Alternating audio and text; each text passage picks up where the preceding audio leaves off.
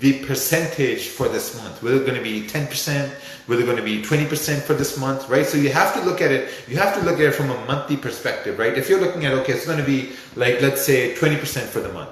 If it's 20% for the month, how much percentage is that for a week? So you're breaking it down. So it's like, okay, it's 5% per week. If it's 5% per week, how much percentage is that for a day? And now you're breaking down into, okay, maybe that's like 1% a day, right? So when it's 1% a day and you have $1,000 account, you have to understand 1% on $1,000 is $10, right? So you're grinding $10. You're trying to grind $10, and then at the end of the month, you're coming up with, let's say, $200 profit on $1,000 account. That's a lot.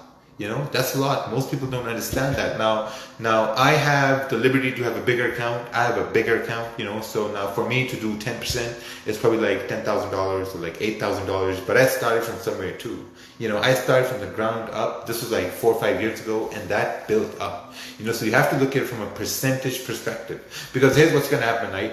Now, sometimes, you're someone who has a lot of money in the bank, or who has a lot of disposable income, and you're coming into trading as a new trader, and you're like, okay, you know what? I'm going to test the waters with $1,000 account. So you test the waters with $1,000 account, and then once you're trading based on percentage, and you find out that, okay, hey, you know what? In let's say 2 months, your gain is, let's say, 15%.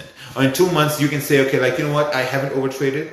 I haven't over-risked. I focused on 1 or 2 trades a day, and that's basically working right now. Then you can say, okay, you know what? Now I can add more money to the account.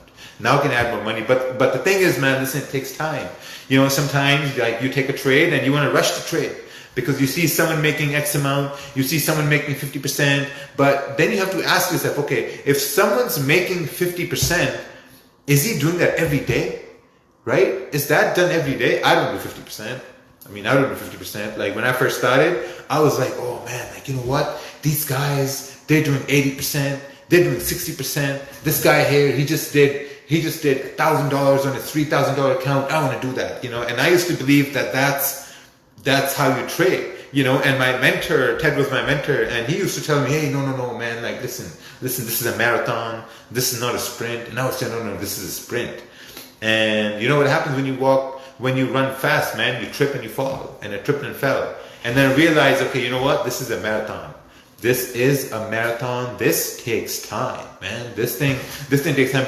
But I can promise you this, right? Here's what's gonna happen. The way how I operate, the way how we teach, it's not focused on money, right? Because here's the thing. Everyone knows how to do technical analysis. Everyone can pull out their Fibonacci's, draw it from the swing high to swing low. Everyone can do all those technical stuff. It's easy. Everyone can read a chart. Managing risk is the most important thing. Because here's the thing, man. Everyone's chasing this dream of making a lot of profits. It's all well and good if you make profits. That's perfectly fine. But you need to manage risk today, because your profits are not going to increase in a month, 2 months, 3 months. But when you start managing risk changes from today, from tomorrow, from whenever you're going to try to trade again, right? That's when your risk is going to change. So now what we're going to do is we're going to try to get some